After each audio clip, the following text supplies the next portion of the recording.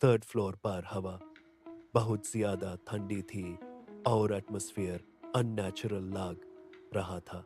सारे rooms lock थी accept room 307, जिसका डोर आधा खुला हुआ था।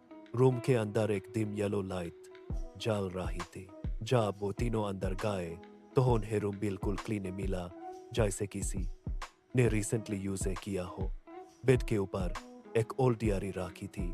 आरव ने डायरी खोली तो फर्स्ट पेज पर वार्निंग लिखी थी कि जो भी ये डायरी पढ़ रहा है वो रूम से बाहर न निकले।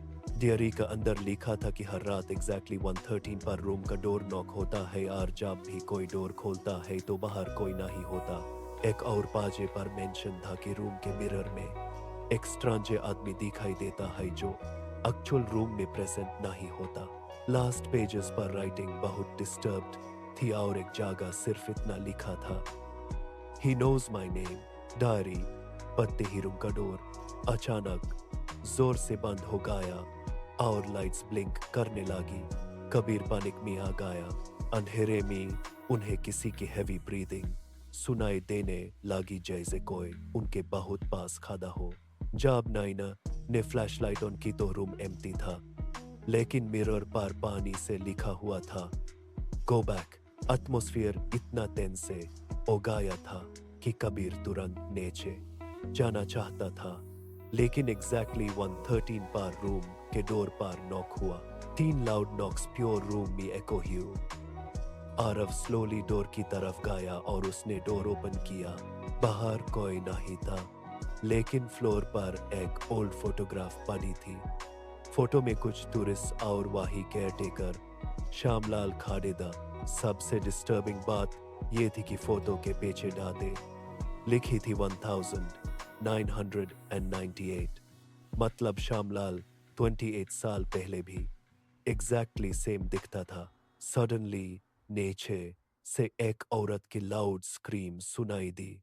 तीनों भागते हुए रिसेप्शन तक पहुंचे, लेकिन पूरा होटल साइलेंट था। श्यामलाल वही रिसेप्शन चेयर पर बैठा हुआ था जैसे कुछ हुआ ही ना हो। जब आरव ने उससे स्क्रीम का बारे में पूछा तो उसने कामली जवाब दिया कि इस होटल में रोज आवाजें आती हैं।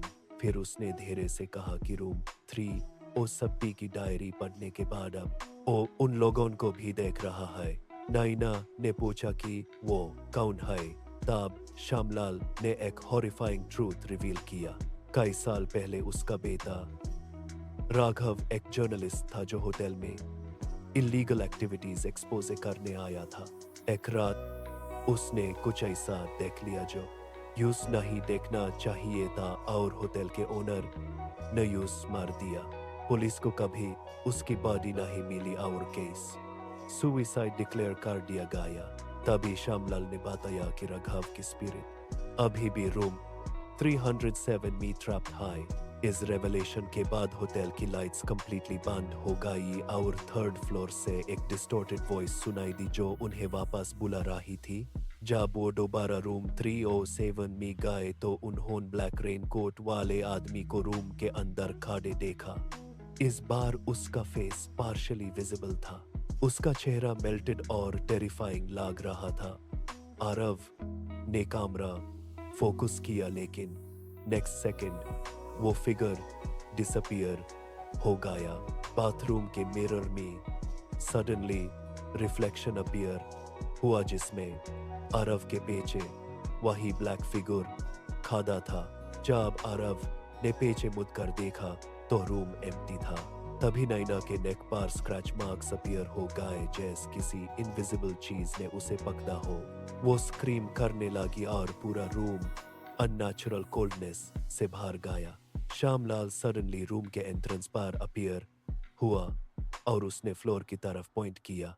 वुडन फ्लोर के नीचे से नॉकिंग साउंड आ रही थी जैसे कोई अंदर से बाहर निकलने की कोशिश कर रहा हो। आरव ने फ्लोर तोड़ना स्टार्ट किया और कुछ देर बाद उन्हें नीचे एक हिडन कंपार्टमेंट मिला। उस कंपार्टमेंट के अंदर एक स्केलेटन था जिसके नेक में जर्नलिस्ट प्रेस कार्ड लटक रहा था। नाम क्लियरली विजिबल था, राघव शर्मा।